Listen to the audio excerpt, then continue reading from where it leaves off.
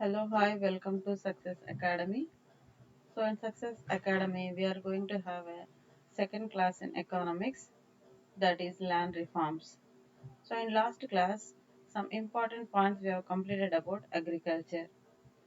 So, the next topic, which is very important, is about land reforms. So, here in this very famous book of economy, so we'll see the very important points and we learn the subject. So land reforms which are very important agricultural reforms which have taken place after independence. Before independence, what are the consequences? Okay, led by the Britishers rule, and what are the consequences faced by the agricultural sector?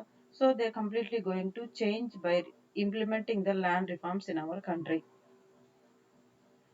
Before understanding these land reforms, what is the necessary to implement the land reforms in India as well as in the remaining countries of the world? So the land reforms, if you observe, so many countries, okay, you can see one point here is when all economies were agrarian before they were industrialized. Only their period vary. In the sense, after the World War II 1945, many countries adopted the democratic form of governments. Okay. After that, they started developing themselves by reforming the agriculture as well as industries. So before industrial development in the world countries, which was started first in European countries, we can see they started building their agrarian economies. In the same way, India also, before independence itself, here you can see one point, Indian National Congress in 1935 pledged about they are going to implement the land reforms in our country. And to implement the land reforms, there are three objectives which were vary if we compare the other countries. So in Indian society, to implement the land reforms, they studied first of all through one committee called J.C. Kumarappa Committee, which was laid in 1948.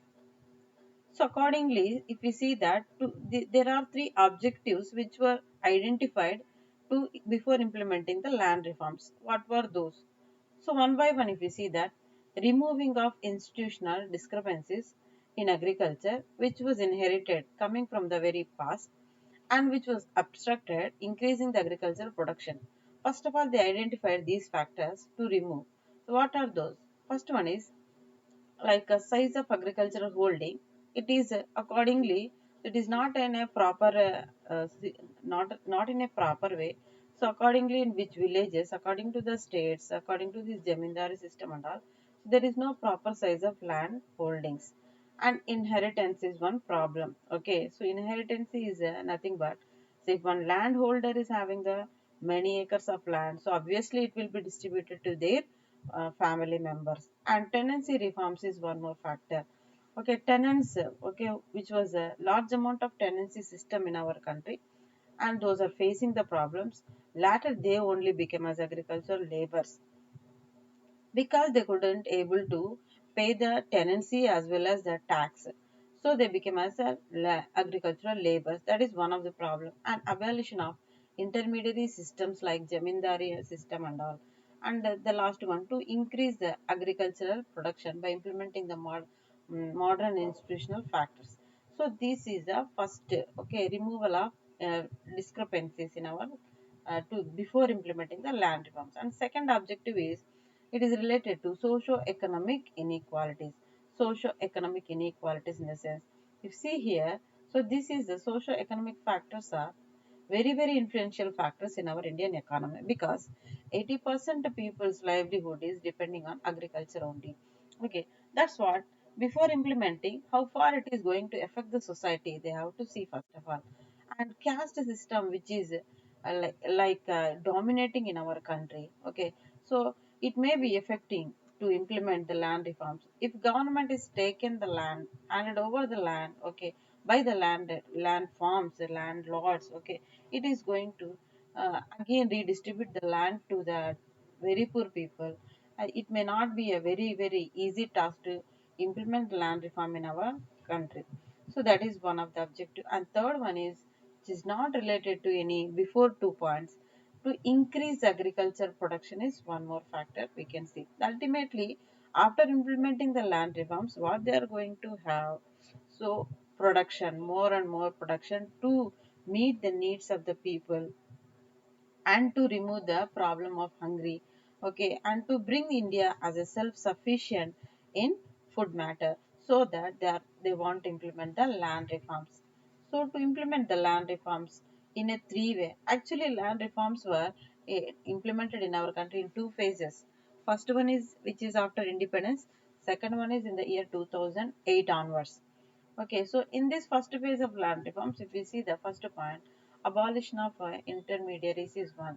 Okay, the so-called system during the Britishers rule, like Zamindari system, Mahalwari system, and Raitwari system, that should be fully abolished. Okay, that is the first point.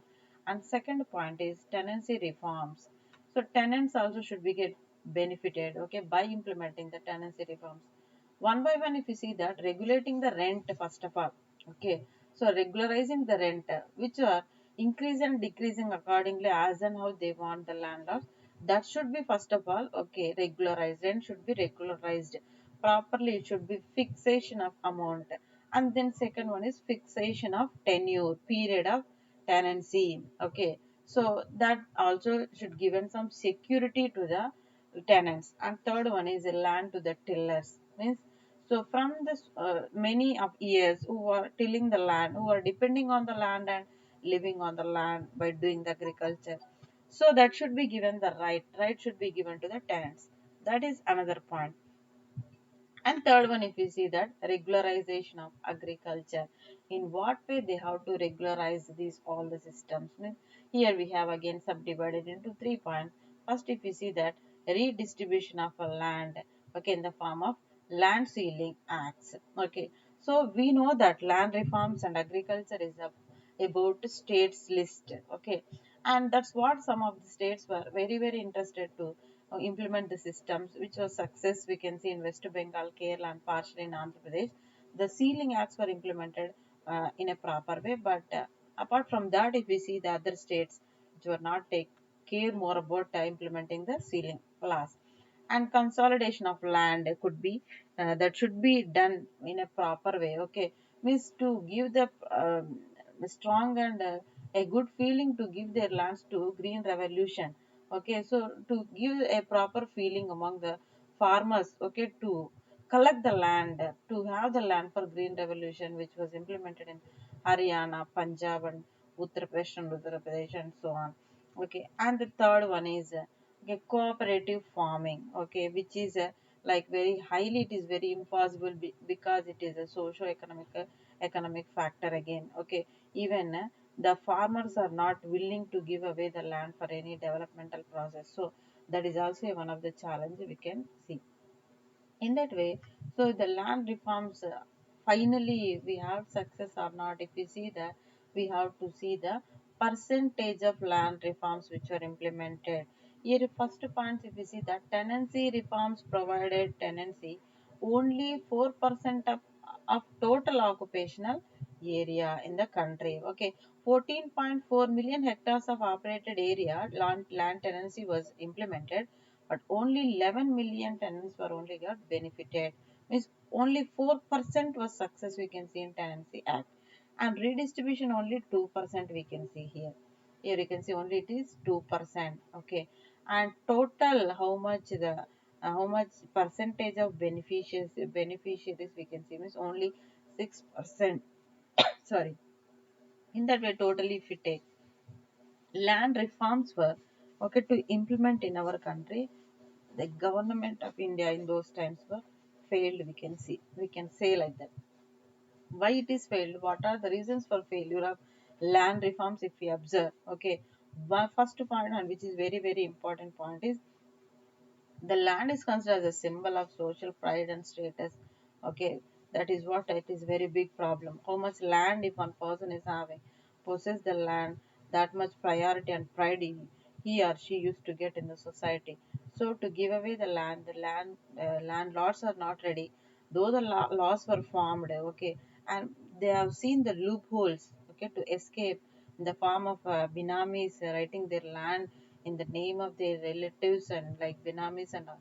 So this is like by taking the land as their pride and symbol of status, that is became very difficult to take away the land to the governments and to redistribute the land. Second one, lack of political will. Okay, so we know that first from the beginning of our Indian independence, only one party which is ruled too many years. Okay, but the lack of political will we can see there to implement. They failed in implementation of land reforms. Okay, so though the laws were made, that should be a proper priority by the politicians, then only the laws can be implemented in the bottom of the society even in a proper way. And the corruption is one more major problem. Okay, so corruption everywhere in our society, we can see the corruption, and which easily can be exploited very poor farmers. Okay, and that's what corruption has taken a very important role uh, to make the land reforms into a failed one. Okay, that's what in every stage of the land reform, if the farmers, if they have to pay some amount of money in every stage of implementation of this land reform, become very difficult to them. That's what we can see a failure of land reforms. And even here, one more point we have to know that, okay, this land reforms and this all the matters in the court were deal in a civil manner. Okay, it is not a criminal status, so that it was not taken in a proper priority to implement the land reform. So totally, if we see that Indian government was failed in first phase implementation of land reforms, and that's what it is necessary to bring up again to implement the land reforms in 2008 onwards, if we see. So here, if we see this book, which is very important book about Indian economy. Okay, if you see like this, few important points in a short classes, it will be benefited to you to minimize your time and to maximize your preparation. So that please like and subscribe my channel and wait for a few more classes in the same way, which is very important topics in economic concern.